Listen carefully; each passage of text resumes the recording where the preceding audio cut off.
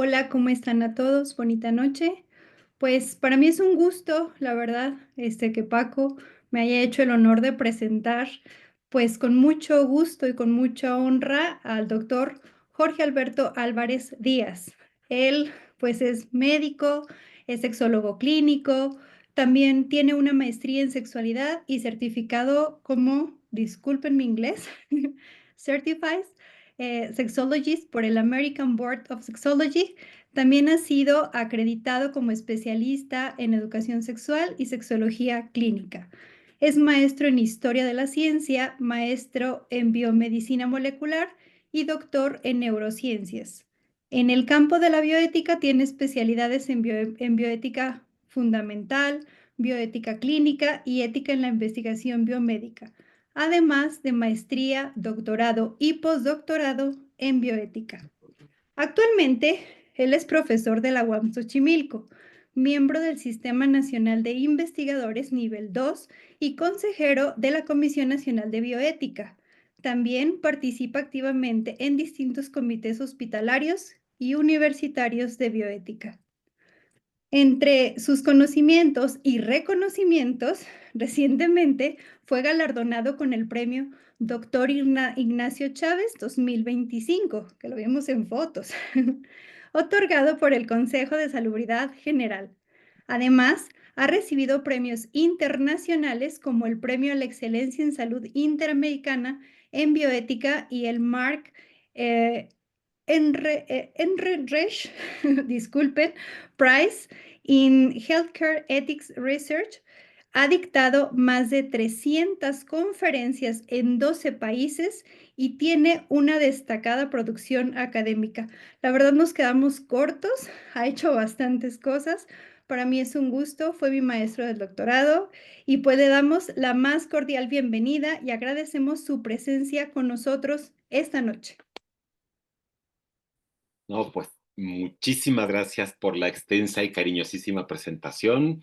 Ya, yo digo ya a estas alturas siempre, ya a una cierta edad que ha trabajado uno, pues ya se tenía que notar en algún lado, ¿no? Por lo menos en el papeleo y en el currículum. A mí me da muchísimo gusto pues el que me sigan invitando, el que se sigan acordando de lo que uno puede de alguna manera aportar al diálogo, que al final pues es una parte que me interesa mucho, que no sea solamente el monólogo de vamos a ver qué nos cuentan y ya, sino pues precisamente la interacción. Eso yo creo que es lo que nos enriquece más a todas, todos y todes, porque pues yo también me llevo muchas cosas. También hay algunos espacios donde yo agradezco con el comentario que voy a hacer y en esta entidad federativa, por lo menos en lo virtual, no sé de dónde se estén conectando, pero particularmente en Zacatecas, particularmente también en Tlaxcala, lo he hecho saber. A mí me da mucho gusto que me inviten porque no es igual cuando invitan a alguien para escuchar a ese alguien que cuando lo que quieren es escuchar un tema. Para escuchar un tema puedo invitar a A, B o a C, pero no es lo mismo que me inviten a mí porque querían escuchar cualquier tema, sino que pues me invitan porque me querían escuchar a mí. Eso es una cosa que yo valoro muchísimo y que se nota cuando pues te dicen, me hablas de este tema, no, no puedo muy bien, adiós, gracias, que es súper común en muchísimos lugares, ahí eso no lo voy a mencionar, pero desde luego los tengo yo perfectamente presentes para cuando me inviten en otras ocasiones, yo dar mis prioridades en tiempo que mencionaba Paco al principio. Entonces, dicha esta pequeña introducción, voy a apoyarme de una presentación que ya vi que por acá me dieron el permiso de compartir.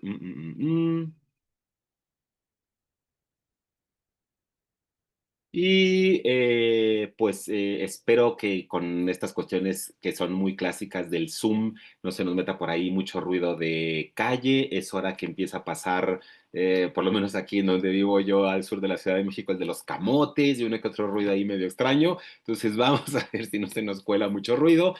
Luego también espero que no me pase esto, pero en algún momento pasan, afortunadamente están de vacaciones ahorita las criaturas, pero luego se les ocurre bajarme los fusibles fuera de casa y me quedo yo sin luz y sin internet y sin nada. Entonces, si de pronto se corta cualquier comunicación, pues yo me comunico con Paco para decirle, dame 2, 3 minutos en lo que me vuelvo a conectar. Espero de verdad que no suceda, pero tengo que decirlo por si me llega a ocurrir. Dichas estas aclaraciones, pues el tema que pues finalmente acordamos que desarrollara yo el día de hoy, voy a tratar de ceñirme a la hora más o menos para tener más o menos media hora de intercambio, es acerca de los problemas éticos que estarían derivados de los tratamientos para la afirmación de género. Por ahí está mi institución de adscripción, el Departamento Nacional de la Salud de la UAM Xochimilco. Y pues de manera muy rápida voy a tener que recordar algunos términos que para quien no esté familiarizado, familiarizada con ellos, pues hay que tenerlos en cuenta porque van a ser importantes para el resto de la presentación. Voy a entender por sexo a una creación cultural en torno al conjunto de características biológicas que sitúan a los individuos de la especie humana dentro de un continuo que tiene en los extremos a individuos potencialmente reproductivamente complementarios, porque pueden ser teóricamente reproductivamente complementarios y ser infértiles. Entonces, no es un criterio definitorio la reproducción porque es una posibilidad mera que tiene la inmensa mayoría de la población, pero es una posibilidad. Entonces, con esto voy a abrir la puerta a que no se entienda el sexo como tradicionalmente en la cultura se ha entendido como binario, de que hay hombres y hay mujeres. No, hay todo un espectro dentro de este continuo.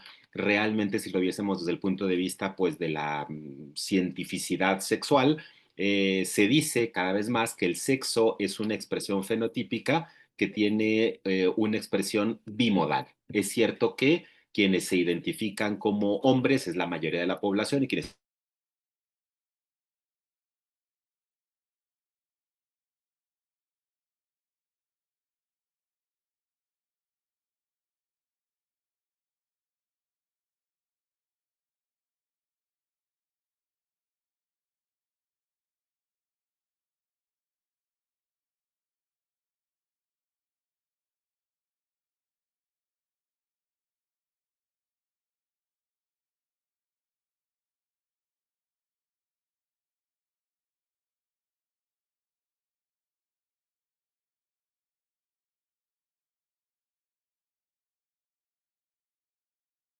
Sí, algo pasó, ¿verdad? Se le ha de haber cortado a Jorge, precisamente lo que dijo. Ya pasaron y le bajaron el switch. Ha de haber pasado porque sí de repente se quedó. Ahorita que se reconecte. Ya lo hacía la ley de Murphy. Piensa que peor que puede pasar y sucederá. Ah, dice que no sabe si fue porque llueve o porque alguien le bajó el switch. Bueno, que lo esperemos unos segunditos, ya me dijo Jorge. Voy a pausar mientras la... entonces me quedé, si no me equivoco, en el sexo. No sé si me alcanzaron a escuchar que la idea más reciente dentro de la ciencia sexual es hablar de una expresión bimodal. Si agarramos a los sujetos del mundo, pues lo más común efectivamente es ese hombre que tiene capacidad reproductiva, esa mujer que tiene capacidad reproductiva. Habrá que ver si la tienen o no, si la ejercen o no, pero tenemos una serie de variaciones en ese continuo, en ese espectro. El género también tiene toda una serie de discusiones en que no voy a poder profundizar por meras razones de tiempo, pero voy a considerarlo como la construcción sociocultural que se hace en torno a la idea que se tenga del sexo. Y entonces se puede tener una visión completamente binaria del género, en masculino y femenino, o se puede tener una visión también un tanto espectral y continua en diferentes masculinidades y diferentes feminidades. Luego tendríamos el caso de la identidad, que yo denomino sexogenérica, no todo el mundo le denomina exactamente igual, y es la forma como cada persona se ve, se vive y se siente a sí misma, a sí mismo o a sí misma, porque no todo el mundo se va a identificar necesariamente con hombre, con mujer o con masculino, con femenino. Por eso la idea de poner la E y aclararla como una categoría aparte. Realmente cuando se utiliza la E no está englobando a la A y a la O. Es un error bastante común, pero bueno, había que decirlo también. La orientación tiene que ver con aquello hacia lo cual cada persona se siente atraída, y que yo le denomino también sexogenérica, porque no es solamente el conjunto de características sexuales, sino que tiene también que ver con el siguiente punto, que es la expresión genérica. Cada quien, de acuerdo a esta identidad y a esta orientación, tiene una cierta manera de manifestarlo, de manifestarse ante el resto de las personas, y es lo que se consideraría, de manera así suave y brevemente, como expresión sexogenérica. Luego entonces tendríamos una categorización, una posible categorización, todas estas categorías son debatibles, al final pues ya lo comentaremos, pero son las que me van a servir para desarrollar esto. ¿Qué se suele hablar de una sexualidad normativa? Aquella que tiene toda la carga cultural hegemónica respecto de entender que lo deseable en una sociedad es que existan hombres cis heterosexuales y mujeres cis heterosexuales dentro de una estructura que no se suele analizar, que es cis heteropatriarcal. Esta idea de lo cis y de lo hetero, pues tiene que ver también con una manera de entender el patriarcado.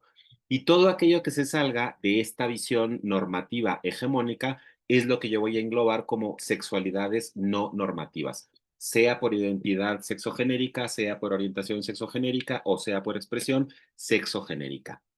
Pasando esto, voy a entender, porque tenemos que tener una cierta idea de qué voy a hablar, de qué es esto que entiendo por tratamientos para afirmación de género. Voy a entender que son intervenciones que pueden ser médicas, psicológicas, sociológicas, que tienen como finalidad alinear características de acuerdo con una forma de sexualidad normativa.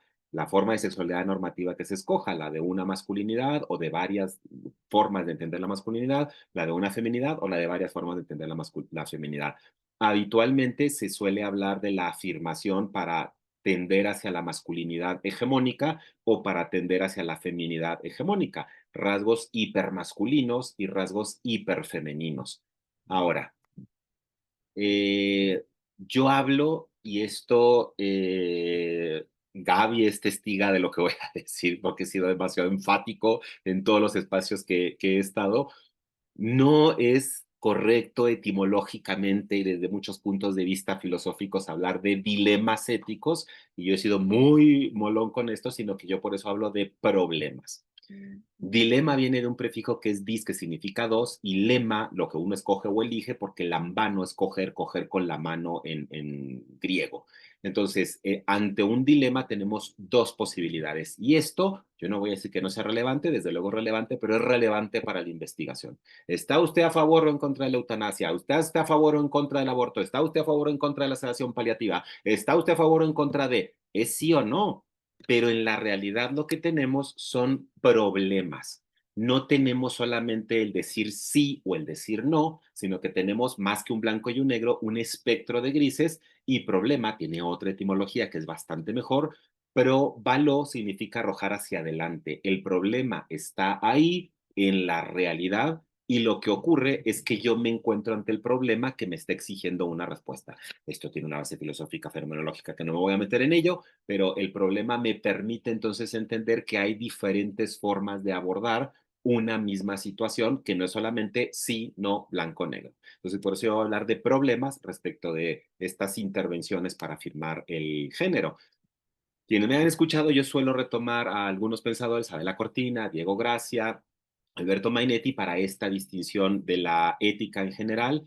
Retomo de la Cortina la idea de una ética de mínimos que tiene que ver con la justicia, con lo exigible. Esto no se pide por favor, esto se exige, y con muchas éticas de máximos que tienen que ver con la felicidad. Cada individuo, cada persona, cada ser humano, cada sujeto, todo esto es diferente y lo meto en el mismo saco aunque no lo es, tiene un cierto ideal de felicidad. Todos los seres humanos tendemos a la felicidad, sea posible o no. Luego habrá que ver qué entendemos por felicidad para ver si es posible o no, pero todos los seres humanos de alguna manera lo buscamos. Esto lo dice Aristóteles, lo dice toda la tradición y lo retoma de la Cortina. Y entonces ella dice que si todos los seres humanos tendemos a la felicidad, lo que varía es qué entendemos por ser felices. Yo siempre pongo este ejemplo. A mí me hace profundamente feliz hablar de estos temas y habrá gente que le pueda parecer de lo más aburrido del mundo. Entonces, mi proyecto de felicidad no tendría por qué interferir en el proyecto de felicidad de cada uno, cada una, cada une de ustedes. Entonces, para que yo, ustedes y cualquier ser humano en este planeta pudiera llevar a cabo su proyecto de vida feliz, su ética de máximos, tiene que existir esta ética de mínimos en donde haya una justicia, en donde se exijan ciertas cosas, como por ejemplo el respeto. Yo le respeto a ustedes me respetan a mí, y entonces ustedes llevan a cabo su proyecto de vida feliz y yo llevo a cabo el mío. Suavemente y rápido, porque Adela se avienta 200 páginas en ética mínima para hablar de esto, entonces no me da tiempo a desarrollar muchas cosas más. Y retomo de las propuestas, tanto de José Alberto Mainetti primero, porque lo propone en 1990, antes que la propuesta de Diego Gracia de 2001, en 3 niveles sucesivos y de cierta manera concéntricos de la bioética. Un nivel micro, un nivel meso o intermedio y un nivel macro. Yo particularmente, aquí no estoy de acuerdo en algunos puntos de Diego y en algunos puntos de Alberto Mainetti, incluso Adela habla de esto también en su libro de neuroética, que la microbioética incluye las decisiones sobre el propio cuerpo, en eso que se ha llamado también la bioética clínica, la bioética que tiene que ver con la atención a paciente o con la relación con sujetos de investigación. En el nivel de la mesobioética, yo incluyo las decisiones que tienen que ver con las instituciones y con las estructuras sociales, en donde me parece muy importante que se tiene que hablar de las políticas públicas en salud y otras que tienen que ver con la salud, aunque no vengan directamente del sector salud, por la cuestión de la interseccionalidad de la política.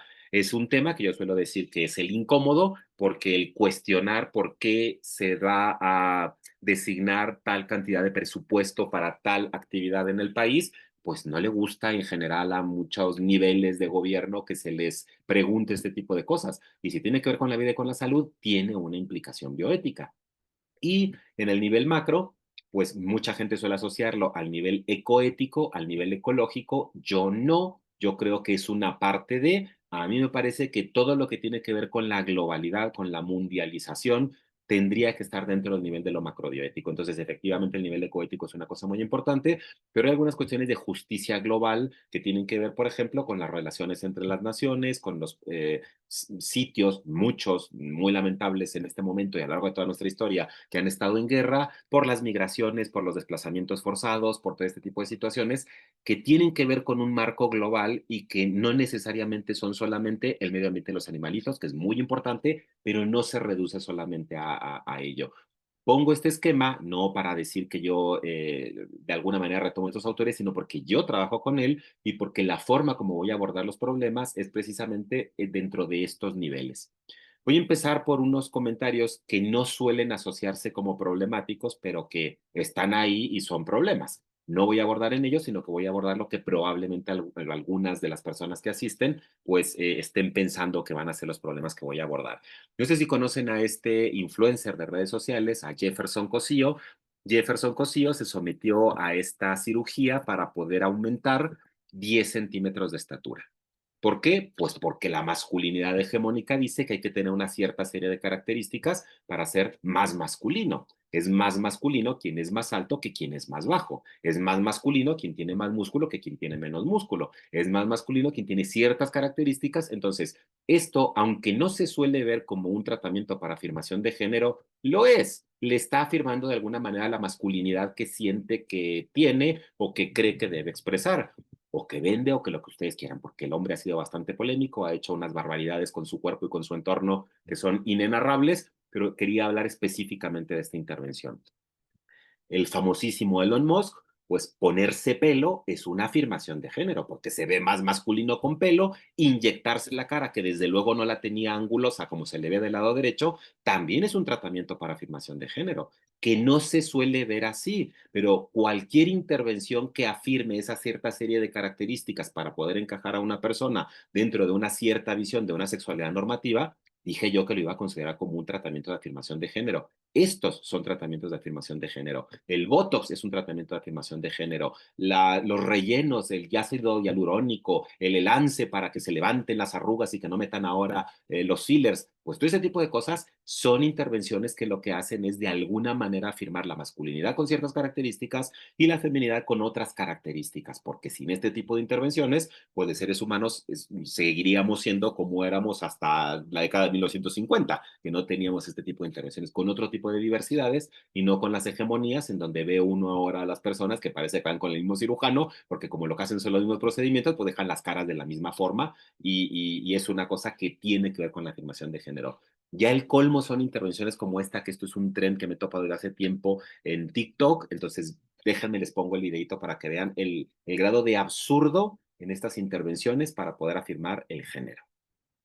¿Sabías que si tienes pestañas, no eres un hombre de verdad? Una nueva moda en redes sociales está motivando a los hombres a cortarse las pestañas para verse más varoniles y evitar una apariencia considerada femenina. Aunque si tienes que recurrir a estos métodos para demostrar que eres un macho, es porque el problema va más allá de tus pestañas. Incluso expertos advierten que esta tendencia absurda te pondrá más sensible y hará que tengas infecciones oculares a lo tonto.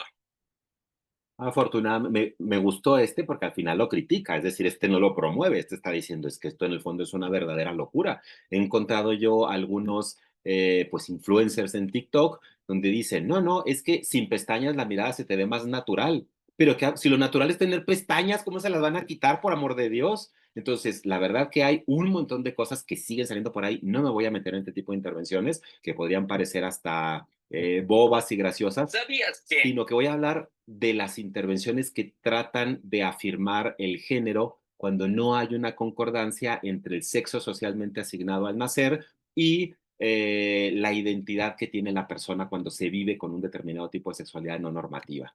Entonces, voy a empezar por el nivel de la macrobioética, en donde hay que recordar que lo que se suele llamar como transexualidad ha tenido una mirada paulatinamente que tiende más a la despatologización, con serias críticas a la CIE, con serias críticas a las instituciones que han medicalizado y que han psiquiatrizado esta condición. Hay que recordar que desde la perspectiva de derechos humanos existe una serie de principios, los principios de Yogyakarta, en donde los derechos humanos tienen que tomarse en cuenta para personas que pertenecen a lo que se suele llamar diversidad sexual, lo que yo estoy llamando aquí como sexualidades no normativas, sería más o menos un equivalente. Abajo a la derecha, por cierto, van a estar viendo las referencias por si alguien quiere profundizar en alguno de los textos de donde yo voy sacando esto, pues lo puede perfectamente consultar en algún momento. Luego también quiero recordar que hay un informe del Instituto Alan Guttmacher y una comisión Lancet, una gran revista y una serie de revistas que pues hacen informes estupendos, criticados, yo no digo que perfectos, pero me parece que sí estupendos, sobre la sexualidad y la salud sexual y reproductiva. Y tienen clarísimo, después de un poco más de 50 páginas, el informe es bastante completo y es bastante denso, que para impulsar la salud hay que impulsar los derechos. No solamente el derecho a la salud, sino otros derechos como los derechos sexuales y reproductivos, en el sentido más amplio de la palabra y no solamente como podrían reducirse.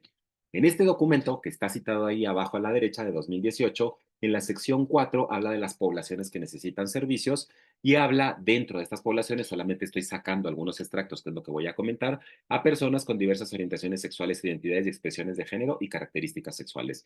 No lo dice expresamente, pero en otros momentos del texto se puede entender que las características sexuales se refieren a todo ese espectro que yo mencionaba, que se encuentra entre el hombre y la mujer con características biológicas potencialmente reproductivas, que es lo que tradicionalmente se ha llamado como estados intersexuales. Se les denominó así, pues porque precisamente como se creía que hay un hombre y una mujer y esta serie de variaciones fenotípicas no coincidían ni con uno ni con otro lado, pues estaban en medio, estaban en el inter los dos sexos. No deja de ser una manera de expresarlo, no es la mejor, pero pues es una que se ha quedado por ahí en la literatura. Dice el informe que se necesitan pautas médicas para abordar las necesidades de la salud sexual y reproductiva de las personas LGBTIQ, le pueden poner aquí las letras que quieran de acuerdo a la perspectiva teórica que trabajen, y los proveedores deben conocerlas. Y yo voy a mostrar más adelante que desde luego en nuestro país lo que tenemos no lo conocen, triste y lamentablemente. Y a veces, conociéndolo, no lo aplican, que me parece todavía peor. ¿Por qué las pautas médicas? Pues porque muchas de estas intervenciones requieren de una supervisión médica. No se trata de llegar a la medicalización de la condición, pero es cierto que si una mujer tiene una persona gestante tiene una desproporción cefalopélvica y no puede parir, efectivamente la intervención biomédica de hacerle una operación cesárea es una cosa muy importante. Entonces, no se trata de medicalizar, pero sí de utilizar las herramientas que la medicina y las ciencias de la salud en general nos pueden proveer para poder atender las necesidades en salud de esta población.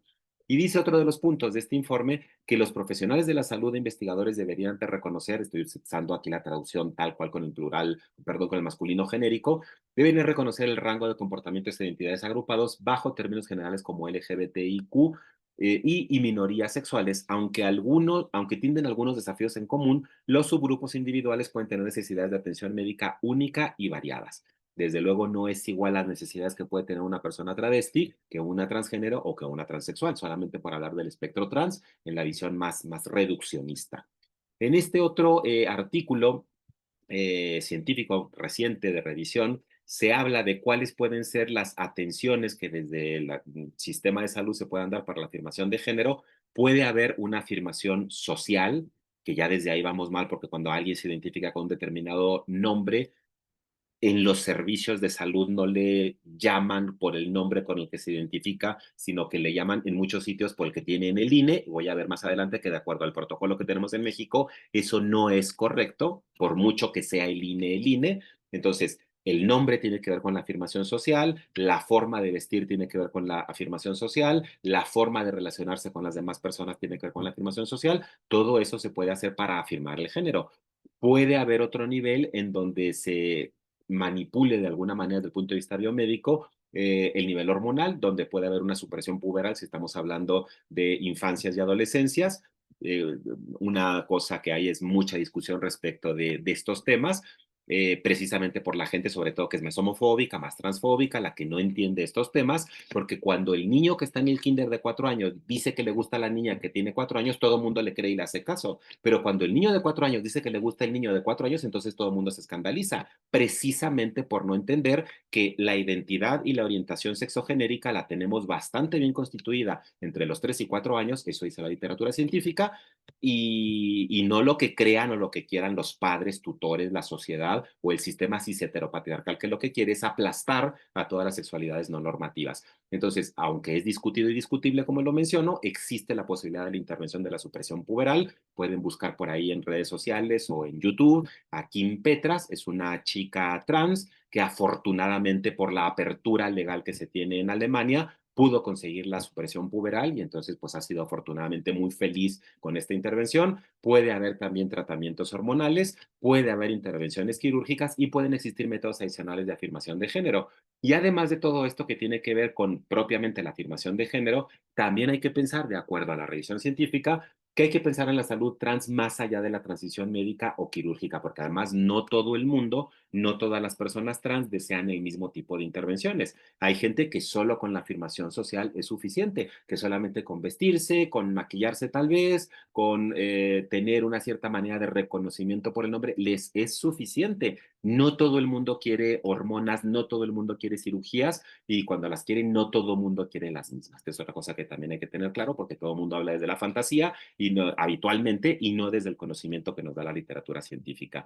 Entonces, pensar la salud trans más allá de esta transición médico-quirúrgica, hay que pensar en la salud general y en la asistencia sanitaria, la salud a lo largo de la vida, la atención médica general y de rutina, la sexualidad y la salud reproductiva, los determinantes sociales de la salud, que están bastante mal para poblaciones sexodiversas, y los entornos y proveedores de la atención médica. Eso a nivel macro, y me voy a concentrar un poco más en el nivel meso, pues para hablar de la realidad trans en México, de la realidad trans en nuestro país, con datos efectivamente nacionales. De acuerdo a INEGI, en México hay 1.7 millones de personas que se autodeclaran como gay, homosexual o lesbiana. Aquí estamos hablando de las diversidades que tienen que ver con la orientación.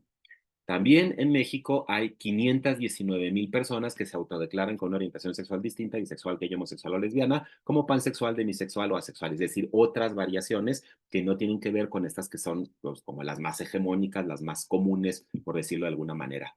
En México, 2.4 millones de personas se autodeclaran como bisexuales. Este es otro problema también enorme porque se suele creer malamente por no entender la sexualidad de las personas, por no estudiarla, por no profundizar, que es una desorientación, una curiosidad, una etapa, y no, es una orientación sexual. Hay personas que se ven atraídas tanto por varones como por mujeres, o personas que se ven atraídas por cualquier otra persona, siempre y cuando sea un ser humano, aunque no se vea ni masculino ni femenino, y ahí tenemos otras maneras de expresar esta sexualidad. Y en México, para hablar, por ejemplo, de las personas trans, 909,000 personas se autoidentifican con una identidad de género diversa y esto está estadísticamente medido. Estos no son creencias, esto es una encuesta que realizó el INEGI en una población estadísticamente representativa del país, con una metodología impecable, matemáticamente hablando, estadísticamente hablando, que incluso han hablado con otros países para poder hacer este tipo de aproximaciones, porque no es fácil llegar un encuestador a preguntarle a alguien, oiga, ¿a usted qué le gusta, con qué se erotiza, cómo se identifica? Es una cosa bastante complicada. Entonces, estas personas, si da tiempo al final, con las interrupciones que he tenido, no sé si de tiempo, pero si quieren al final les comento un poquito qué fue lo que se hizo.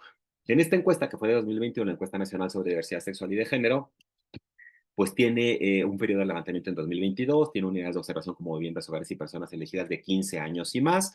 Hay personas menores, como 15, 16, 17, 18, con su consentimiento. Hay un método de recolección electrónico. Las personas contestaban en un cuestionario, en una tablet, en el cual era imposible que la persona encuestadora tuviera acceso a los datos, porque cada quien se le asignaba una clave y solamente se registraba en INEGI. Ni el INEGI sabe quiénes son los datos, cómo parear los datos para que estas personas conservaran siempre el anonimato y que dijeran lo más cercano posible a la realidad que viven. Se hizo un esquema de muestreo probabilístico, trietápico, estratificado y por conglomerados, con una cobertura geográfica nacional y por entidad federativa, y con un tamaño de muestra que viene por aquí, que incluyó pues casi 50,000 personas. Entonces, está bastante bien hecha estadísticamente, y todo esto lo pueden encontrar también en la página de INEGI. Aquí vemos las cuestiones que tienen que ver con identidad de género y con la pregunta conforme a lo que se entiende aquí por identidad de género, que es una cosa bastante importante en el mundo de la investigación. Se tiene que decir qué es lo que estamos preguntando y no nada más. ¿Está usted a favor o en contra de la eutanasia? Pues vete tú a saber qué está entendiendo la otra persona por eutanasia, por aborto, por limitación del esfuerzo terapéutico. La gente cree que con preguntar si está a favor o en contra del aborto o a favor o en contra de lo que sea, ya la otra persona está entendiendo, y no es así. Hay que darle una cierta definición para saber si está de acuerdo o no con eso que queremos investigar. Entonces, por ejemplo, tengo otras imágenes y no me voy a detener tanto tiempo. La identidad de género es la manera en que cada persona, a partir de su forma de ser, pensar, sentir y actuar, se considera a sí misma como hombre, mujer u otro género, y puede corresponder o no con su sexo de nacimiento. Conforme a lo anterior, usted se considera con identidad de género cisgénero, es decir, si usted nació como varón, usted se identifica como varón. Con identidad de género trans, si usted nació como varón pero se identifica como mujer, o si usted nació como mujer y se identifica como varón, pues entonces era una identidad de género trans. Y todo esto se hacía a través de la tablet. Entonces no era una cosa que se enterara ni el encuestador, ni un supervisor, ni nadie más. Aquí vienen los totales de orientaciones sexuales e identidad de género, las OSIG, LGBTI más por identidad federativa, y vienen los totales. Todo esto lo pueden bajar también de la página de INEGI. Y esta es otra cosa que también es muy importante con lo que yo mencionaba hace un momento, la edad de identificación de la orientación sexual y la identidad de género. Prácticamente la mitad de las personas encuestadas en esta encuesta nacional con representatividad estadística, casi la mitad se supo con su orientación sexual e identidad de género no hegemónicas antes de los 7 años. Esto es lo que dice la literatura científica mundial. Que los padres, tutores, maestros no sepan, eso es otra cosa distinta. Que no les crean es otra cosa distinta. Pero cuando somos pequeños, pequeñas, pequeñes, sabemos qué somos y sabemos qué nos gusta. No tenemos, cuando es la edad muy temprana, 3, 4, 5 años, la forma de expresarlo como lo expresamos los adultos, y menos con los términos que estoy utilizando yo en este momento. Pero desde luego, sobre todo con ludoterapia, se puede saber perfectamente qué es lo que está viviendo, pensando y sintiendo la criatura, la infancia en cuestión. En cuanto a la salud emocional, si se compara las veces que las personas han pensado alguna vez en suicidarse y si lo han intentado alguna vez, esto está muy estudiado también fuera de México, es mucho mayor estas incidencias en la población que tiene orientación sexual e identidad de género, lo voy a abreviar como sí, como viene aquí, LGBTI y más, que las que tienen una orientación sexual e identidad de género normativa. Es decir, el cis heterosexual sí pensará en suicidarse, pero lo hace bastante menos,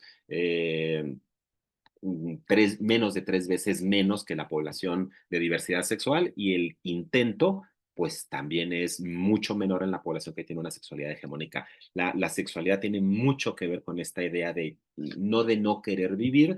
La mayoría de los especialistas en suicidio dicen que no es que la gente no quiera vivir, lo que no quiere es vivir de esa manera. Si viviera de otra manera, si viviera respetándosele y dejándole llevar a cabo su proyecto de vida feliz, que debería ser totalmente respetable, pues no pensarían en todo esto. ¿A qué se debió esto, esta ideación o este intento? Pues vean que casi el 60% a problemas familiares y de pareja. una cosa verdaderamente terrible. Inicia en la casa la serie de problemáticas que tiene esta población y luego se prolongan los servicios de salud. Ya llegaré a ello más adelante. Problemas en la escuela alrededor de la quinta parte, problemas de salud, problemas económicos, problemas debido a la orientación sexual y identidad de género, otras y problemas en el trabajo. Con una sexualidad no normativa muchísimo más alto que con las sexualidades normativas. Todo esto en esa encuesta. ¿Por qué hay que conocer esos datos? Pues porque en algún momento va a llegar esta población a los servicios de salud y en el 2018 se hizo este protocolo de actuación desde la Secretaría de Salud, que casi nadie conoce, que se revisó en 2019, que se volvió a revisar en 2020, que tiene estas guías específicas de actuación desde la Secretaría de Salud, que no me lo estoy inventando yo y que la gente no lo conoce. La gente que está enfrente atendiendo a un paciente no suele conocer esto. Yo ya estoy ronco de hacerlo, pero seguiré hablando de esto para que la gente lo conozca y que sepa qué es lo que tiene que leer. Hay guía de recomendación para la atención médica de intersexualidad y variación de la diferenciación sexual, son las que tenemos acá. La guía protocolizada para la atención de mujeres lesbianas y bisexuales. El protocolo para el acceso sin discriminación a la prestación de servicios de atención médica para las personas de la diversidad sexual. La guía protocolizada para la atención para los hombres gay y bisexuales y la guía protocolizada para la atención de personas transgénero. Entonces, como estoy ahorita focalizándome en las personas trans, voy a hablar dentro del protocolo para el acceso sin discriminación, que es el que tiene el número 6, y la prestación de servicios de atención médica para personas de la diversidad sexual, algunos puntos, y vamos a ver que estamos bastante mal en general en los servicios. Quiero creer que en general es por desconocimiento, pero cuando la gente ya lo conoce y no lo quiere aplicar, entonces ya no es desconocimiento, es francamente por la discriminación, por la homofobia, por la transfobia que tienen algunos personales de salud. ¿Qué dice el punto 4 en esta sección del protocolo? Los establecimientos deberán sensibilizar al personal médico tratante para no prescribir tratamientos y o evaluaciones psicológicas o psiquiátricas a ninguna persona solo por su identidad y o expresión de género, variaciones intersexuales o por su orientación o preferencia sexual. Sigue siendo relativamente común que las personas acudan, por ejemplo, a un servicio de salud mental y que lo que quieran sea evaluarles por qué son homosexuales, lesbianas, transexuales, y aquí dice que eso no se debe hacer. Es una cosa común que en los hospitales, les habrá tocado muchísimas veces, existan sesiones generales de hospital, sesiones por servicio. Esto tendrían que poner en una sesión de hospital. Todo mundo se va a enfrentar, el señor de la puerta, el policía, el de archivo clínico, la enfermera que le va a la enfermera, enfermero que le va a tomar los signos. Toda la cadenita de personas que atienden a cualquier persona con una sexualidad no normativa debería de saber esto y debería de respetar cómo se presenta la persona. Afortunadamente, para quien no lo sepa, no solamente voy a estar hablando desde el punto de vista de esta normatividad que tenemos en este protocolo desde la Secretaría de Salud, sino que hay que recordar que se llevaron a cabo una serie de conversatorios sobre los esfuerzos para corregir la orientación sexual y la identidad de género en la Cámara de Diputados para los ECOSIG, que es como se abrevia todo esto, y afortunadamente, producto de todos estos trabajos, donde tuve el enorme gusto y honor de participar en la Cámara de Diputados, aquí estoy yo hablando de estos temas precisamente defendiendo la dignidad de las personas, de todas, no solamente de las heterosexuales y de sexualidades no normativas. Finalmente se consiguió lo que probablemente saben, que desde el año pasado es ilegal una ECOSIG. Si alguien quiere cambiar la orientación sexual o la identidad de género de otra persona, sea profesional de la salud o no, está cometiendo un delito que amerita cárcel y que amerita que le suspendan la cédula profesional en caso de que sea profesional. Y si es curita o si es de alguna otra comunidad religiosa, amerita cárcel. Si ustedes ven algún tipo de anuncio, denuncien, porque eso es un delito federal, aprobado ya desde Cámara de Diputados, y bueno, la ley ya está, si quieren se las pongo ahorita y si no la buscan ustedes porque la tenemos desde luego en nuestro marco jurídico. Entonces, sabiendo que este tipo de intervenciones son delito, hay que tenerlo claro también, no es solamente la cuestión ética que estoy tratando yo y normativa, sino que estamos hablando claramente de la comisión de un delito para quien intenta hacer ese tipo de intervenciones. El punto número 5 dice que los titulares de los establecimientos, personal directivo tiene responsabilidades, deberán instaurar procedimientos internos para garantizar la aplicación de los criterios orientadores con base en el principio de no discriminación y los derechos que reconoce la Constitución. Y que además hay que pensar que como la Constitución en su artículo primero tiene una modificación donde tratados internacionales en materia de derechos humanos tendrían que estar considerados en el marco nacional, hasta donde yo he buscado, lamentablemente, si está por ahí Gaby y me corrige, lo agradeceré, pero hasta donde yo he visto, México no ha asignado en algún momento los principios de Yakarta. Hay una serie de formas ahí de aplicarse, pero sí tendríamos que tener en consideración esa normatividad de derechos humanos a nivel internacional para su aplicación en el país. Dice el punto número 7, que en caso de solicitar estudios cuyos resultados deben ser interpretados según el sexo asignado al nacimiento, el profesional médico deberá informar a la persona que es necesario consignar ese dato en la orden de solicitud. Que además, algunas personas, sobre todo las que están más informadas, claro que saben esto y claro que no tienen ningún problema. Dentro de mis muchas amistades pertenecientes a la diversidad sexual, yo tengo amigas trans, por ejemplo, que son mayores y que saben que tienen que ir a pedirse su antígeno prostático y van y lo piden. Y cuentan experiencias de terror en los laboratorios precisamente por llegar una mujer trans a pedir un antígeno prostático. Lo que tendría que hacer el laboratorio es quedarse callado y darle el estudio que necesita para poder vigilarle la salud y no estarle preguntando que por qué o que para qué lo necesita y que usted qué onda y buscar información que no amerita para la cuestión del laboratorio. Una de mis muy queridas amigas trans es Silvia Susana Jacome García, que tiene este libro precioso, Citlali tiene tres abuelas, en donde perfectamente se le puede hablar a infancias sobre este fenómeno cuando aparece en la familia y que lo tienen cercano.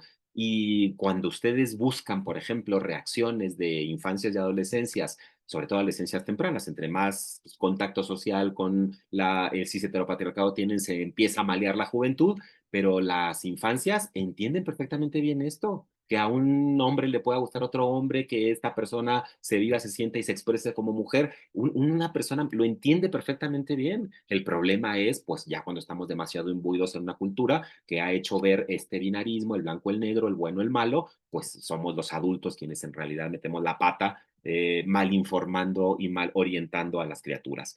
El punto número 12, en el que me estoy saltando algunos, dice que la autodeterminación de la persona debe prevalecer sobre la de los profesionales en todos los niveles de atención. Así con todas sus letras. Les puedo mandar el protocolo y esto dice, la autodeterminación de la persona debe prevalecer sobre la de los profesionales en todos los niveles de atención. Si llega la persona y me dice que se llama María y yo veo que el INE dice Juan, yo tengo la obligación como profesional de llamarle María. Lo dice el protocolo. Estén de acuerdo o no. Y si no están de acuerdo, pues métanse abajo de una piedra. Es que no tendría por qué estar una persona con esta serie de características discriminatorias atendiendo seres humanos. Es una cosa que yo todavía me cuesta trabajo entender, pero que me la sigo topando con mucha frecuencia. El punto número 13 dice que en los casos en que la persona se identifique con un documento que no concuerde con su identidad y o expresión de género o a sus características sexuales, y el prestador de servicio le pedirá respetuosamente que indique la identidad de género con la cual se identifica para ser asentada en el registro. Esto es súper importante porque aquí está otro artículo científico en donde muestra que el nombre escogido, el nombre con el que la persona se identifica, está relacionado con el desarrollo de síntomas depresivos, de que no se, vamos, si se le nombra de esa manera, que no se desarrollen, con la ideación suicida y con el comportamiento suicida entre personas adolescentes, entre nuestras adolescencias. Entonces, nada le cuesta al personal de salud llamarle a la persona como les gusta que se llamen. Yo me llamo Jorge Alberto y casi nunca me presento como Jorge Alberto, yo me presento como Jorge Álvarez. Y si me dicen Alberto, a veces ni entiendo porque no estoy acostumbrado al nombre. Me da igual cómo me llamen, pero no a todo mundo le da igual. No a todo mundo le da igual. Hay gente que no le gusta su nombre, hay gente que puede identificarse de otra manera. Entonces, creo que es una cosa de mínima decencia el tener que identificar a la persona como la persona quiere ser identificada. Luego el punto número 14 dice que el personal que tenga acceso y administra la información deberá tomar en cuenta y capturar el género con el cual se asume la persona al momento de su individualización para que ese dato sea útil en todas las actuaciones posteriores y en los documentos que involucren el derecho a la intimidad. Parece que se nos olvida y hay gente que se olvida bastante, pero las personas dentro de los servicios de salud tienen derecho a su intimidad. No tienen por qué estar exhibiéndole a todo el mundo esto si se puede registrar en el expediente clínico y es obligación del personal de salud revisar qué es lo que dice el expediente clínico. El punto número 15 dice que se recomienda que el prestador de servicio llame a la persona por su apellido cuando no se tiene la seguridad si el nombre que figura en los registros es el que utiliza y no es posible confirmarlo. Esto evita que las personas vivan situaciones discriminatorias que puedan resultar no solo incómodas, sino incluso humillantes. Si una persona ha pasado por un proceso de reasignación hormonal, quirúrgica o meramente social, solamente por la vestimenta, por poner un ejemplo, y después de mucho tiempo se presenta en los servicios de salud y no tiene todavía, por ejemplo, un cambio en el INE, hay que hacer esto, hay que llamarle por los apellidos y preguntarle cómo quiere que se le llame para poder tener una concordancia entre la no hacerle sentir mal a esta persona y pues el trayecto que va a tener, la trayectoria que va a tener dentro de la institución.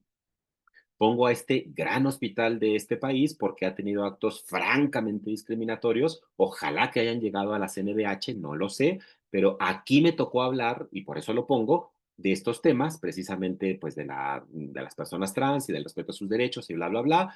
Y pues cuando terminé yo de hablar, parece que le había hablado al vacío porque una persona dice, a mí me llega alguien con su credencial de Juan, aunque parezca María, y yo lo pongo en la sala de hombres. O sea, no me entendió nada después de que terminé toda la charla. Y le traté de volver a explicar que era una cosa discriminatoria. Dijo, a mí no me importa eso porque yo soy la abogada del hospital. Dije, válgame, qué barbaridad, pues estamos bastante mal si una abogada me está hablando de esto. Esto fue antes del protocolo que tenemos en México para juzgar con perspectiva de género, en donde vienen algunas de estas cosas que cambian, también hay que considerar. No soy abogado y no me voy a meter en ello, pero existe y si quieren también se los mando. Entonces, pues yo francamente contrariado, le di la palabra a otra persona que estaba insistentemente levantando la mano y era una psiquiatra del hospital y dijo, pues yo soy psiquiatra y le informo que eso que haría usted dañaría la salud mental del paciente. ¿Qué haría usted si ese paciente, esa paciente, tiene un problema de su salud mental derivado de su actuación y va a quejarse, por ejemplo, a la Comisión de Derechos Humanos? Y lo que dijo la señora fue, que me lleven la demanda a mi oficina. Esa persona no debería trabajar ni en ese hospital ni en ninguno. Simple y sencillamente. Luego está el sindicato, los contratos y todas estas cosas que sabemos que se malean completamente, pero ese tipo de persona no debería de estar atendiendo a la población que tenga necesidades de salud del tipo que sea, porque así como tenía esos hábitos discriminatorios, seguramente tendría otros que yo no alcancé a ver en mi estancia de 1 hora mientras di mi charla. El punto número 23 dice que los servicios prestados a las personas LGBTI, ya ve que la nomenclatura no es igual en todos, por eso yo sí meto diversidad, creo que estoy metiendo todo esto, deberán llevarse a cabo de manera eficiente bajo los mejores estándares de calidad y de acuerdo con la capacidad resolutiva del establecimiento. Los establecimientos deberán realizar campañas internas de difusión que contemplen temas relativos a los derechos de las personas LGBTI, no solamente los temas de salud, y los titulares de los establecimientos deberán promover campañas permanentes de promoción de la salud sexual y reproductiva, así como de prevención de enfermedades crónico-degenerativas, infecciosas y de transmisión sexual, con perspectiva dirigida a las personas LGBTI, porque tienen desde luego sus peculiaridades y porque pues también sabemos lamentablemente que en el caso de la población trans, un grueso de la población lamentablemente tienen una vida de tragedia, les echan de casa desde muy pequeñas, desde muy jóvenes, muchas veces tienen que dedicarse al trabajo sexual. Esto lo hizo afortunadamente muy visible Wendy Guevara en La Casa de los Famosos, su historia en cómo pues se dedicó mucho tiempo al trabajo sexual en la avenida Tlalpan, conocida en la Ciudad de México, como no solamente ella, sino muchas mujeres trans no les queda más remedio porque no les dan trabajo, porque si les dan trabajo las acosan, porque si quieren trabajar de algo que no tenga que ver con el comercio sexual, con el trabajo sexual, les piden favores sexuales. Esto es una cosa que pasa en los servicios de salud también, lo voy a mencionar más adelante. Entonces, es una cosa que tenemos que pensar, no 2, sino 10 o 1000 veces las que sean necesarias. Viene un apartado sobre atención a niños, niñas y adolescentes y habla también de estos temas, en donde desde luego habla de una perspectiva que pues tiene base científica para que lo haya dado la Secretaría de Salud.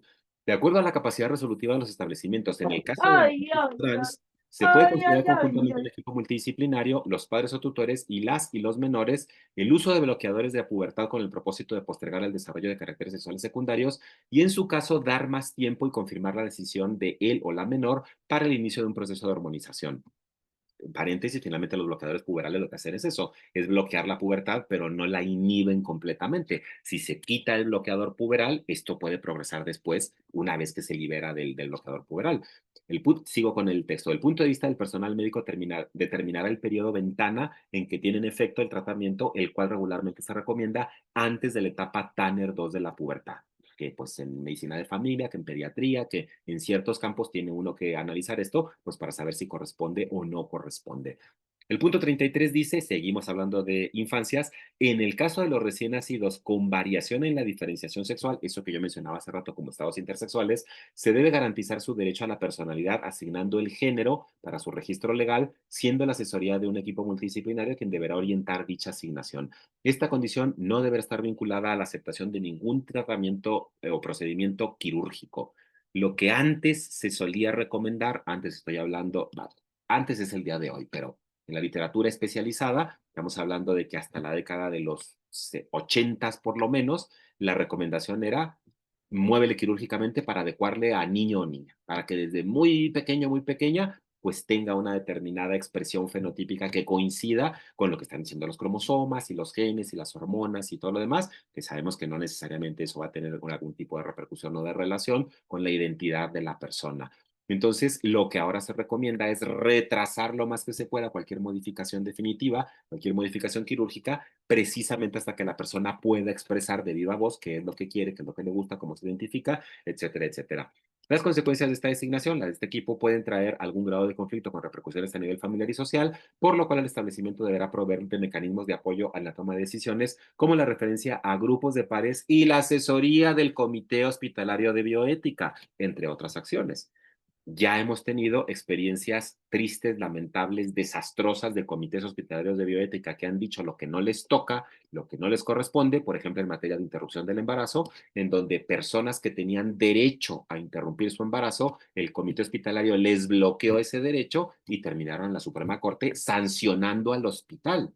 Entonces, por eso yo les invito a que hay que recordar cuál es el marco jurídico en el que vivimos, cuáles son los protocolos que tenemos en Secretaría de Salud como este, para poder aplicarlos. Y en la guía protocolizada para la atención a personas transgénero habla, ya me estoy extendiendo un poquito, voy a tratar de irme un poquito más deprisa, pero ya ven que intento hablar velozmente y mi eh, problema con la luz hace retrasarme más de lo que pensaba.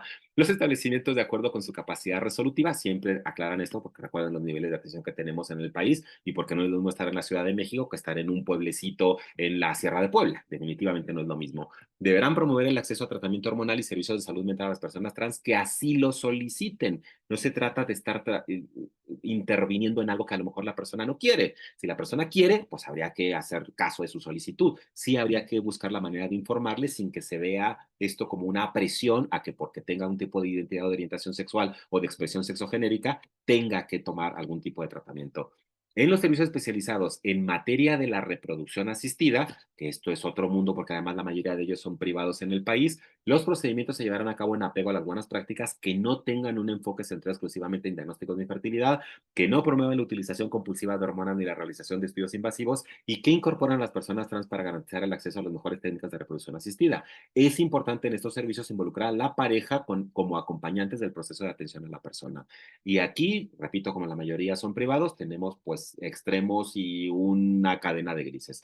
Tenemos lugares que dicen, yo aquí no le doy tratamiento a nadie si no me trae el acta de matrimonio y son hombre y mujer, y si no, no. Yo he hecho investigación más de 20 años de mi vida en el campo de la reproducción asistida y yo recuerdo frases memorablemente horrorosas. Por ejemplo, recuerdo muchísimo la primera vez que escuché con todas sus letras a una persona que hacía biología de la reproducción, no en México, esta persona trabajaba en Perú, no era peruana, era de nacionalidad chilena, y me dijo con todas sus letras, si yo me entero que es lesbiana, a mi laboratorio no entra. Así la cosa. Y hay gente así al día de hoy, no debería de ser. Y tenemos el otro extremo en donde francamente hay centros de reproducción asistida que se anuncian como amigos de la comunidad de la diversidad sexual y ofrecen abiertamente gestación subrogada, donación de gametos y todo lo que puede haber en los servicios desde el punto de vista técnico. Cada entidad federativa, según su propia capacidad, aquí ya estamos pasando en un nivel dentro de lo meso, pues un poco más específico, deberá de proveer el personal de salud capacitado para los establecimientos de atención a personas trans. Deberá asegurarse que se cuente con al menos un especialista en endocrinología, al menos, o por lo menos sea el supervisor directo de los médicos responsables de la atención a la población trans. También deberá contar con un psiquiatra entrenado en aspectos de identidad de género, que atienda a la población y supervise las actividades de los psicólogos clínicos encargados de hacer las valoraciones iniciales de esta población. Mm, el personal médico y el personal de salud mental no suele tener esta formación y suele ser francamente discriminatorio.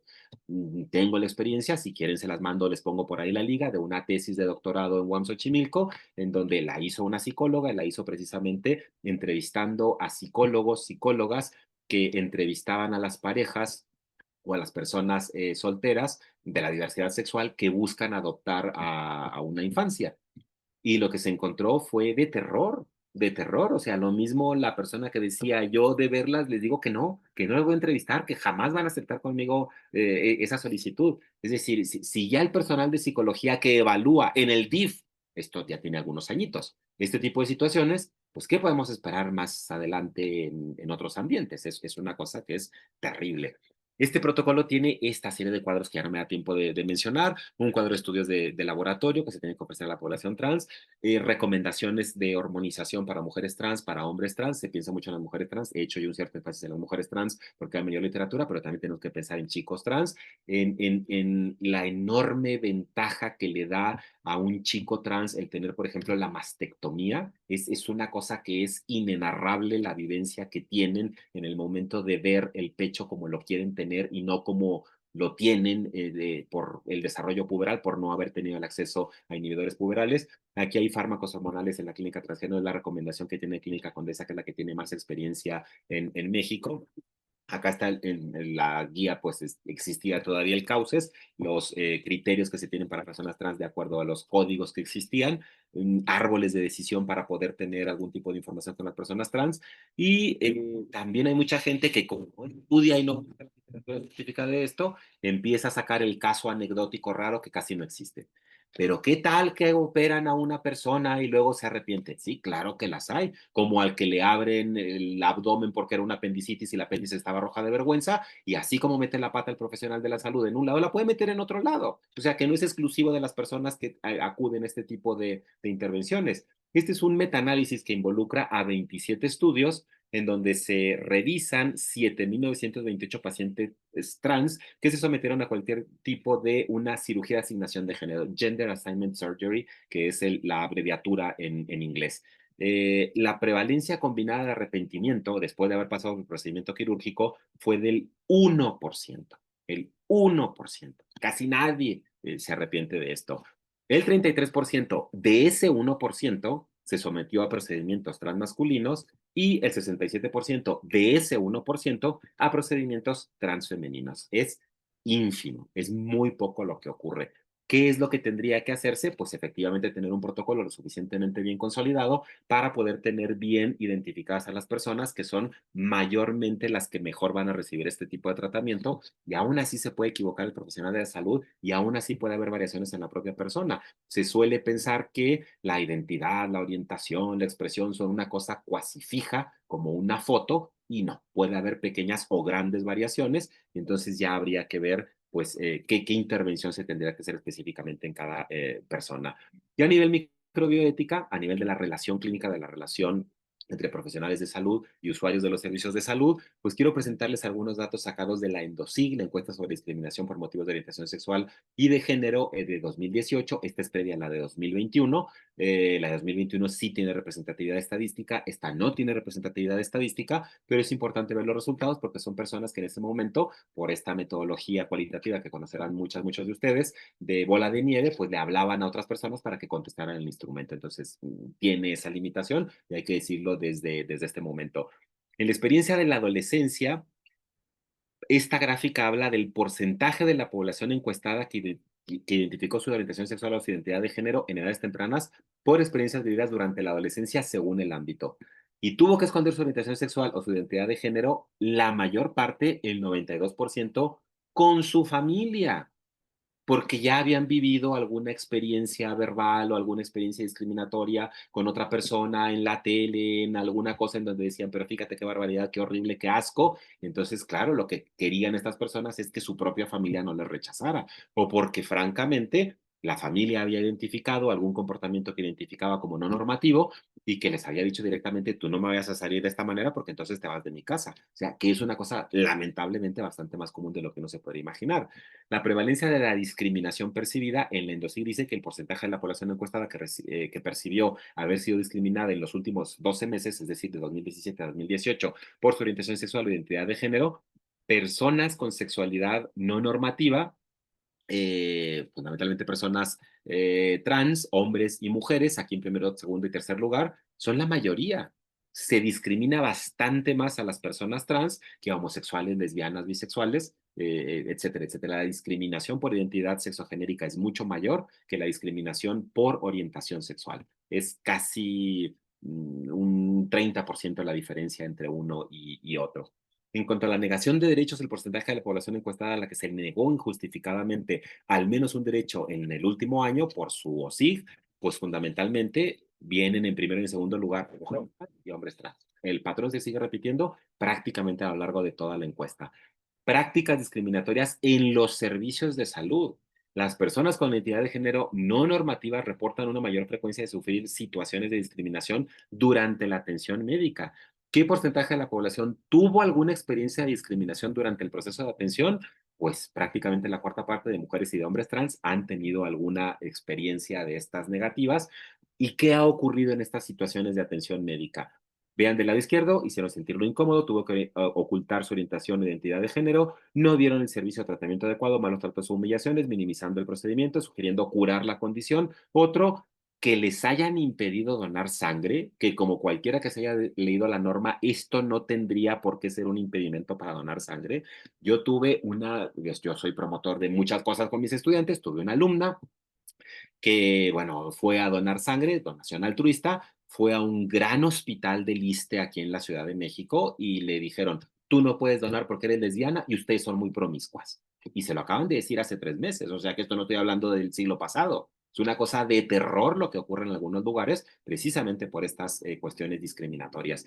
Y vean del lado derecho algunas de las experiencias en la opción otro, esos otros que pueden ser, y vean la última, pedir sexo en el consultorio, la forma más deleznable de agresión sexual por parte del personal de salud a personas con OSIGs diferentes. Es una cosa terrible. Es una cosa terrible que ocurre en cualquier espacio, porque no debería de ocurrir, pero tampoco debería de ser pretexto que la persona tenga una orientación o una identidad sexual no normativa como para pedirle favores sexuales en el consultorio. Está terrible esta información que tenemos en esta encuesta. Mediación intento suicida como resultado del contexto de discriminación, que ya tenemos la base estadística que les presenté en la encuesta de 2021, pero desde 2018 y en la literatura científica previa en el mundo ya se sabía que las personas con una OSIG diferente pues tienen una prevalencia bastante mayor tanto de la ideación como de la el caso intento suicida. Como conclusiones, yo diría que ya estoy en las 8:10, entonces sí vamos a tener tiempo un poco apresurado para poder tener algo de diálogo, que hay una discriminación estructural que enfrentan las poblaciones con OSIG no normativas que impacta en los servicios de salud y en la formación de recursos humanos en salud. No suele ser común que los planes y programas de estudio, ni en medicina, ni en enfermería, tengan materias de donde se traten estos temas y además con una perspectiva científica, laica, abierta, plural. No, puede haber alguno, pero la verdad son más la minoría en el país. Les profesionales de la salud no cuentan con información suficiente para tratar adecuadamente a esta población, reproduciendo estereotipos y actos de discriminación y violencia. Esto es una cosa que pasa en estos dos temas que estoy tratando yo de vincular. ¿Por qué la gente cree que no es importante estudiar ética? Porque como tiene la suya, porque cree que es la mejor y ya se acabó, todos los demás están mal. ¿Por qué la gente no suele estudiar temas de sexualidad? Porque cree que la suya es la única, que es la mejor y ya se acabó, todos los demás están mal. Entonces, esto implica muchísimo esfuerzo, muchísimo trabajo, porque hay que meterse a teorizar, a buscar la información científica que la hay, tanto desde el punto de vista ético como desde el punto de vista científico sexual. Y deben difundirse, para mí, tanto la información científica contemporánea, no la del siglo XVII, como la perspectiva de derechos humanos, para que el trato hacia esta población sea verdaderamente digno y no a voluntariedad de arbitrariedad de cada persona. Y los que me conocen ya saben que acabo siempre de la misma manera, poniendo un arbolito que a mí me gusta mucho, una jacaranda que tenemos en Xochimilco, a recordarle ahorita que estamos en paro, que mencionaba yo al principio de la presentación. Siempre dedico todo lo que hago, lo he hecho, lo seguiré haciendo a mi hija, el amor de mi vida, pues aquí en su trayectoria vital desde su graduación de primaria, graduación de universidad, ya va a empezar la maestría, yo estoy brincando en una pata de contento. Y por si alguien se quedara con alguna duda, comentario, si quisiera alguno de los textos que mencioné yo por acá a pie de página o alguno de los que no están citados como el protocolo para juzgar a las personas desde el punto de vista jurídico con perspectiva de género, pues estos son mis medios de contacto. Es mi correo en Hotmail, que es el que traigo en el teléfono y que, bueno, a veces me tardo para responder porque es mucho, pero siempre lo contesto. Y por si no me llegara, porque luego a veces de estos servidores, Hotmail, Gmail, Yahoo, que no son institucionales, se puede ir a la bandeja de no deseados. El segundo es el que tengo en la UAM Xochimilco, que ahí entra y sale todo, pues no sé por qué, pero es una cosa muy buena. Lo que es malo es que si se fijan después del arroba, hay 3 puntos y no todos los servidores toleran los 3 puntos, entonces luego a veces no me llegan. Yo les pido si quieren cualquier comentario, comunicado, lo que sea, decirme lo que sea, es bienvenido, me lo manden a los dos y si no me llega uno, me llega el otro. Y abajo hay un repositorio, pues donde lo que yo voy publicando lo voy subiendo ahí siempre que pueda, porque luego los derechos de autor y todas estas cosas, ya me he metido en algún que otro lío por esto. Yo les agradezco profundamente su atención, como lo hice al inicio, y pues quedo abierto al diálogo para ver pues cómo continúa todo esto. Muchísimas gracias. Muchísimas gracias, Jorge. Siempre, siempre es un gusto escucharte y pues siempre nos dejas, ¿no? Con esta necesidad de seguir investigando, seguir aprendiendo. Y por aquí ya tenemos la primera mano levantada de Enrique Arturo Guerrero. Adelante, Enrique. Puedes abrir tu micrófono. Hola, buenas noches. Primero felicitarlo, siempre es grato escucharlo, doctor. Mi pregunta es, bueno, desde el punto de vista normativo, ¿qué nos pudiera comentar? Por ejemplo, en el caso de los niños, los adolescentes que quieren hacer una reasignación de género, obviamente ya nos mencionó la parte de cómo es el protocolo, qué es lo que se tiene que seguir, un poco acerca de la legislación en base a su nivel de conciencia, eh, ¿qué es lo que se puede hacer? ¿Cómo se hace? ¿Cuál es la situación aquí en México, la situación a nivel internacional? Su impresión, sus recomendaciones. Hace poco estuve en una conferencia. Son cosas muy nuevas, incluso se debe hacer adaptaciones porque todos debemos de aprender a manejar a todas las personas en el sentido de cada uno lo que nos corresponde. Yo en el área de laboratorio fue muy impactante cómo se tiene que manejar a cada una de las etapas y sí me llamó mucho la atención esta parte de, pues bueno, de estos protocolos para la reasignación de género a edades muy tempranas. Gracias. Muchas gracias por la pregunta. El tema ha sido cada vez más debatido por lo debatible que puede llegar a ser. Hay algunos referentes en el mundo, yo suelo decir esto, también quienes me conocen más me lo habrán escuchado alguna vez. No es que yo me identifique, que lo hago, como una persona a favor de los gobiernos de izquierdas. No es que yo sea muy izquierdoso, es que el mundo ha girado a la derecha. El mundo ha girado a la derecha de una manera terrible, el mundo en general, y ha girado también a un conservadurismo y que involucra también todo esto que tiene que ver con las sexualidades normativas, entendiéndolas como las hegemónicas. Y sin ir más lejos, lo que pasó recientemente en el Reino Unido, entendiendo que la mujer es mujer biológica, es una cosa, es un mensaje horrible para el mundo, no solamente para su propia población. Entonces, dicho esto, yo creo que la primer gran dificultad, la primer gran barrera es toda esta malinformación y desinformación que tienen, por un lado, profesionales de la salud para no abrirse a atender este tipo de informaciones y por otro lado, los propios padres, madres, tutores de las infancias, porque el primer gran obstáculo que tienen que saltar las infancias no son los profesionales de la salud, es su familia, como acabamos de ver, es su casa, que en su casa entiendan qué es lo que están pasando, entiendan qué es lo que están viviendo y entiendan que los que somos padres, madres, queremos o creo debemos querer a nuestra descendencia porque es nuestra descendencia, no porque sean hombres o mujeres heterosexuales o lo que sea. Deberíamos de amarlos porque son nuestros hijos, nuestras hijas, o sea, no por otra cosa. Entonces creo que ahí tenemos un enorme reto que va mucho más allá de los servicios de salud, que tendría que ver el sistema educativo, que cada vez que mueven planes y programas de estudio, la mitad se pone a favor, la otra mitad se pone en contra, y luego se van para atrás, y luego se van para adelante, y es un San Quintín con todo esto. si después de una intervención cultural a largo plazo, por lo menos mediano, consiguiéramos sensibilizar un poquito más a la población, en donde estarían también las personas usuarias de los servicios, padres, madres, tutores de estas personas, yo creo que otro gran reto a nivel educativo más formal es introducir todo esto desde la formación de licenciatura. Es decir, una persona que sale al campo laboral y que ya tiene su título profesional de médico, de enfermera, de nutriólogo, de psicólogo, de químico, de lo que sea, pues a lo mejor se encuentra hasta que llega en este caso, por ejemplo, y es que a Enrique ya me ha tocado la fortuna de verlo varias veces por Zoom y hasta en persona en alguna charla, así que qué gusto.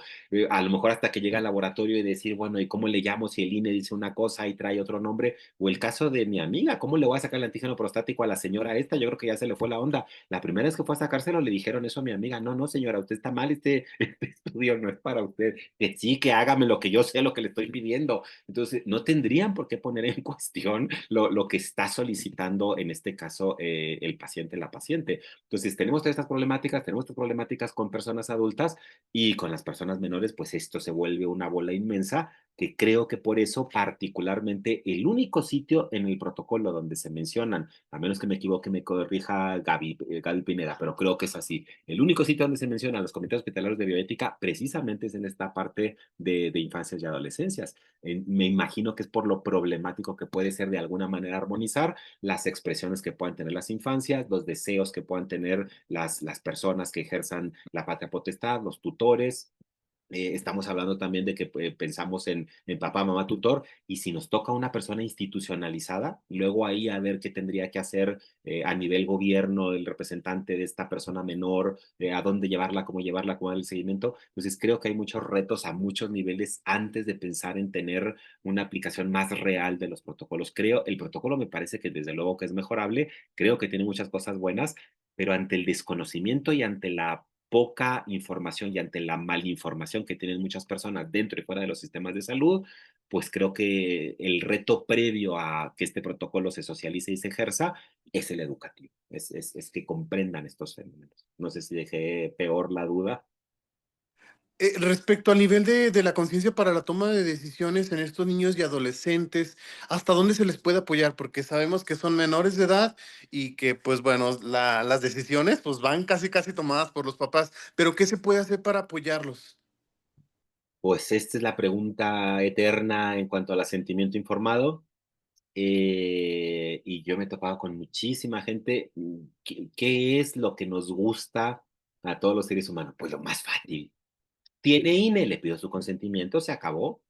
No me importa si tiene madurez cognitivo-afectiva para tomar las decisiones. Hay gente que tiene 30 años y no la tiene para tomar una decisión. Hay gente que puede tener 15 y ya tiene esa madurez para tomar la decisión. Es decir, lo que tendría que ver desde el punto de vista ético para tomar la decisión es precisamente un cierto grado de madurez cognitivo-afectiva para poder afrontar las responsabilidades de la decisión.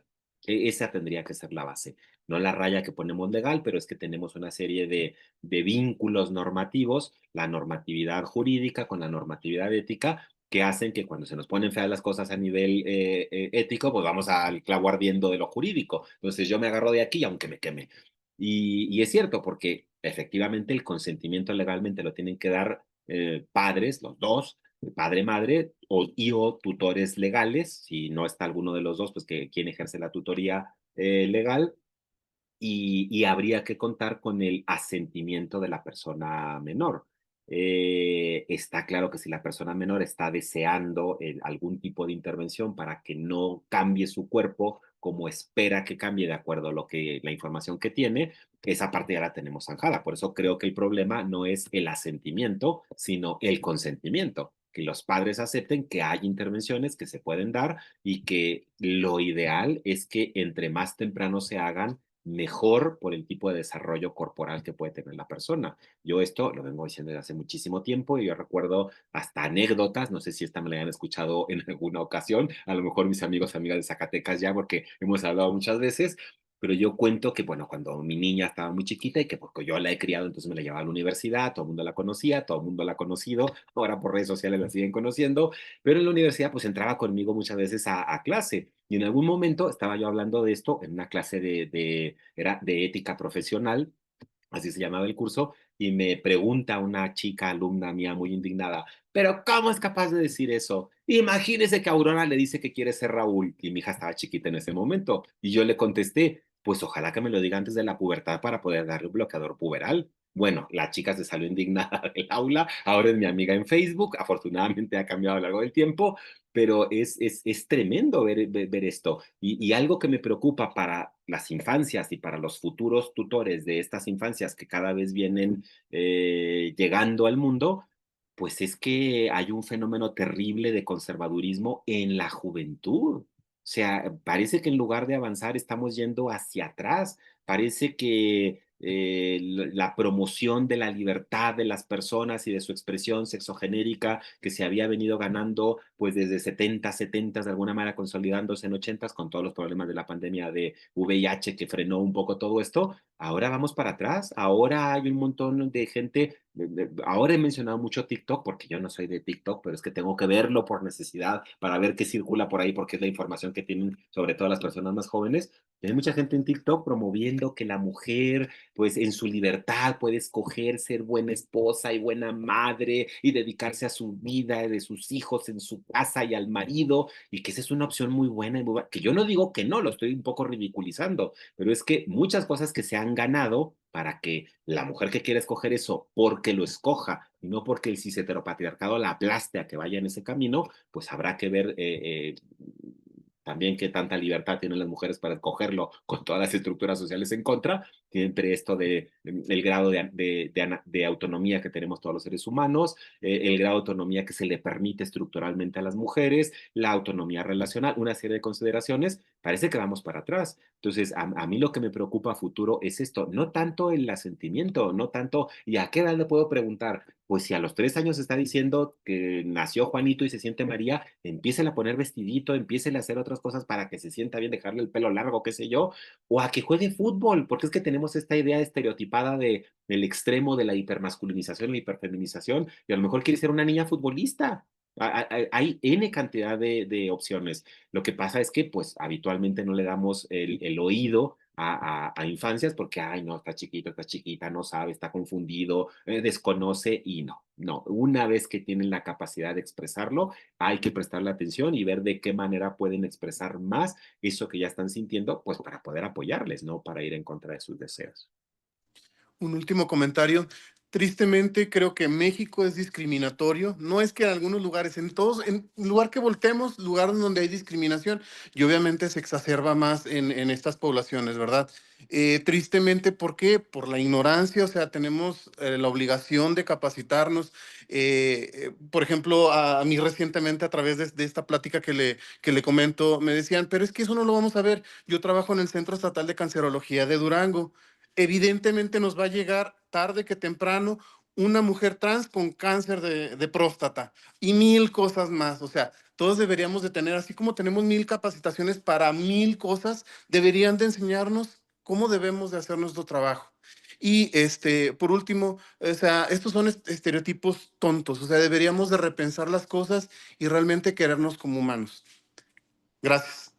Efectivamente, la dignidad, esta es una cosa que hay que recordar siempre. La dignidad es un concepto que nos hace iguales formalmente, porque en la realidad material seguimos siendo en todo el mundo bastante desiguales, bastante inequitativos. Entonces, por eso creo que sigue siendo poderoso el concepto de dignidad, porque hay que apelar a esa igualdad formal, a pesar de que la realidad nos dé de bofetadas diciéndonos que no a todo mundo nos tratan igual. Y hay algunos que tratan bastante peor, como estas poblaciones. Gracias por la intervención. Muchísimas gracias. Todavía tenemos 4 minutos para una pregunta más. Si alguien quiere hacer alguna pregunta, hay algunas felicitaciones a tu ponencia, agradecimientos, buenos deseos. Adelante, Muchas Susan. Yo solamente por hacer un comentario, si aguantan otros minutos extra y tienen otra pregunta, yo encantado, que sobre todo con esto que se me cortó la luz, también quiero agradecer antes de que intervenga nuestra siguiente asistente, veo también por ahí a Anita Millán, no sé si estaba Anita cuando empezó la charla, yo agradecí a Zacatecas y a Tlaxcala, el primer caso en el país que me empezó a invitar a charlas, a diplomados, a muchas intervenciones educativas en bioética fue precisamente Ana María Millán Velázquez, en ese momento en la Comisión Estatal de Bioética del Estado de México, pero como ahora no está ahí, pues no mencioné al Estado de México, pero ahí está. Y quien le sigue por allá trabajando, pues, también la conozco y también me ha invitado y luego no he podido, me da muchísima pena porque también quiero mucho al Estado de México y entonces tenía que mencionarlo porque es justo. Entonces, muchas gracias por la... Muchas gracias. Saludos a todos, gracias. Gracias, gracias. Los extraño, ¿eh? Ya coincidiremos en algún momento. Claro Perdón. que sí. No, adelante, Susan. Sí, buenas noches a todos y un gusto en escucharle, doctor Jorge. Gracias. De hecho, tenía una pregunta que ya me la respondió con toda la amplia explicación que dio en la pregunta anterior, porque he recibido en el trabajo, pues estoy atendiendo a los recién nacidos, a los nacimientos, y me he encontrado con bebés con ambigüedad de genitales. Entonces, la pregunta era realmente, o sea, ¿cuál sería lo prudente en cuestión de personal de salud para, em, pues, evaluar al paciente, cómo llamarle? Pero ahorita bueno, en esta explicación tan amplia, ha dejado claro todo lo que conlleva para respetar pues, la forma en cómo quiere, en este caso, el infante, ser llamado, por lo que eso entiendo. Lo que comentó es muy cierto de que los padres, o a los padres le estoy hablando que hace como será unos 8 años, los padres decían es que con el endocrino nos están presionando para saber con qué sexo se queda, femenino o masculino. Entonces, eso que comentó, pues es muy cierto, pero ahorita ya me amplió mucho la información. Entonces, pues ya más que otra cosa es agradecerle tanto toda la ponencia, obviamente, pero en este aspecto de la ambigüedad de genitales, sí yo tenía esa duda y pues más que nada, como comenta, respetar pues lo que en estos casos los infantes pues por ellos mismos van a decidir. Ahora, el trabajo más que otra cosa sería hacia los padres, entiendo. Así es, así es. Ujú. Y en el caso de recibir a una persona recién nacida, hay pues algo agregado de que como todavía no puede expresar identidad, orientación ni nada, sí que hay una necesidad legal de registrarlo y nuestro registro civil todavía acepta solamente poner masculino o femenino y no ninguna otra posibilidad. Entonces, Así es. sí es una cosa que hay que tomar con mucho cuidado. Por eso hablar del equipo multi-inter-transdisciplinario a ser posible. No todos los hospitales tienen la posibilidad de relativamente rápido poder sacar el cariotipo, poder ver si existen ciertos genes, aunque existan los cromosomas, a lo mejor tiene el cromosoma X, pero no tiene, perdón, tiene el cromosoma Y, pero no tiene el SRY, entonces vamos a tener un síndrome de feminización porque tiene el cromosoma, pero no tiene los genes que tienen la diferenciación sexual para el macho de nuestra especie. Entonces hay un montón de cosas que se tienen que pensar de la manera más temprana posible para tener un cierto cuadro de lo que pudiera ser más adelante y pensar también pues en otro tipo de situaciones legales. El nombre, yo siempre suelo Sí, mencionar, los nombres están terriblemente generizados. Si alguien no me conoce y ve que va a llegar Jorge Alberto, no esperan que llegue una señora, esperan que llegue un señor por la generización del nombre. Mucho se ha discutido qué tanto se tendría que poner el nombre. Hay una tendencia muy grande a decir, bueno, el currículum deberíamos de quitarle la foto y deberíamos de quitarle los nombres para que no se sepa si es hombre o mujer y que valoren a la persona por sus capacidades. Pues sí, ¿no? Porque ahora muchas feministas dicen, es que yo quiero que si yo soy Margarita y yo he trabajado toda mi vida género, sepan que yo soy Margarita y que a lo mejor a mí me corresponde más el trabajo que Juanito, que es un señor que trabaja masculinidades y a lo mejor es un discriminador, que ocurre en algunas universidades de este país y le dan el trabajo a él. Entonces, no hay nunca una solución como única, pero sí hay posibilidades de buscar nombres a lo mejor en otra lengua, que no tengan alguna asociación con lo masculino y femenino en la nuestra, a lo mejor alguna palabra que pudiera resultar un tanto amplia. Luego a veces me han dicho, pues podría ser azul, podría ser, pues podría ser lo que sea, pero el asunto es que legalmente hay que registrarlo y la idea es que habría que tratar de retrasar lo más que se pueda cualquier modificación permanente, las quirúrgicas sobre todo, mientras se va viendo cómo es el desarrollo y mientras van saliendo las pruebas de laboratorio para tener una cierta idea hasta que la criatura empiece a hablar y que podamos ver pues cómo manifiesta sus deseos. Entonces, a veces ahí, efectivamente, como decía Susan, el problema es hablar con la familia, porque claro, la familia va a decir, pero entonces yo cómo le voy a decir? Sí. Cariño, le voy a decir que tengo un hijo, que tengo una hija. Las familias, claro, es lo más común. ¿Qué voy a decirle esto me ha pasado muchas veces, pero qué le voy a decir a mis amigos? ¿Qué le voy a decir a mi compadre cuando lo bauticemos? Pueden parecer Sí. banalidad, pero es que es la vida social cotidiana, es que no podemos sacar a la persona así del mundo para que se desarrolle como quisiéramos a veces, sino que está inserta en una cierta sociedad que tiene todo este tipo de dinámicas y que también tenemos que pensar. Yo creo que las recomendaciones serían pues un poco manejar la ansiedad de los padres, tratar de ver de qué manera podrían disminuir esa ansiedad con estas intervenciones primero sociales, con nombres que no estén claramente generizados, con una explicación lo suficientemente clara como para que entiendan que lo que nos va a decir la biología cromosómica, genética, hormonalmente nos orienta pero no determina y que ya en un determinado momento, lo más tardío que se pueda, pero lo más temprano para el beneficio de la infancia, pues tener algún tipo de intervención en caso de ser necesario o podría no ser necesario. Cada vez más, sobre todo en Estados Unidos hay más literatura que la que yo he visto en México. En México hay muy poca literatura de esto, pero en Estados Unidos cada vez más hay personas intersexuales que dicen, a mí no me opera, a mí déjeme como estoy, yo estoy a gusto así, pero ¿por qué me quiere mover el cuerpo si es mío? Y así lo disfruto yo y así me siento bien. Yo no tengo por qué modificarme el cuerpo a como quiera usted o a como digan que debería de tenerlo, que no deja de ser una cierta idea hegemónica de la propia corporalidad. Entonces, creo que sí, el tener a una persona recién nacida con ambigüedad genital, con un estado intersexual, es un reto para la familia, para el grupo de personal de salud, para toda la sociedad, en donde se vaya a desarrollar esa criatura. Así que, Eh, pues hay mucho por estudiar todavía. Muchas gracias, doctor. Saludos. Hasta luego. Muchísimas gracias, Jorge. Muchísimas gracias a todos por sus preguntas.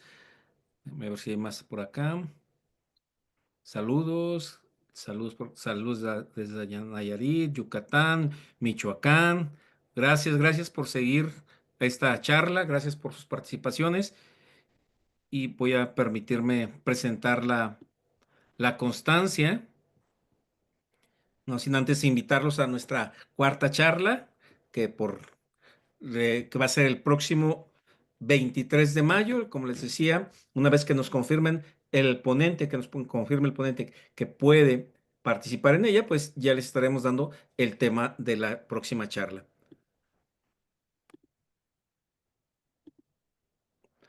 Bueno, el Colegio de Bioética de Zacatecas otorga la presente constancia al doctor Jorge Alberto Álvarez Díaz por su valiosa participación como ponente en la conferencia titulada Problemas éticos en los tratamientos para la afirmación de género, que me tapo yo mismo, impartida dentro del ciclo anual de conferencias bioéticas 2025, Guadalupe, Zacatecas, 25 de abril del 2025, con un valor curricular de 4 horas, y lo firma el doctor Enrique Argüelles Robles, quien le manda o te manda un caluroso saludo y dice que el lunes él te ve en la grabación para seguirte todavía.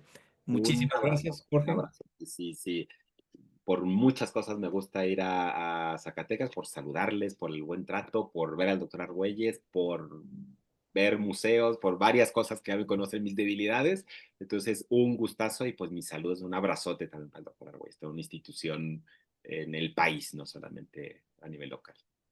Muchísimas gracias, gracias. Un abrazo para todos ustedes. Gracias, Gaby, por haber estado con nosotros. Gracias, Martita. Gracias, Anita. Gracias a todos ustedes y nos vemos dentro de un mes. Bonita noche. Descansen. Gracias, muy buena noche, hasta luego. Gracias. Gracias, saludos. Nos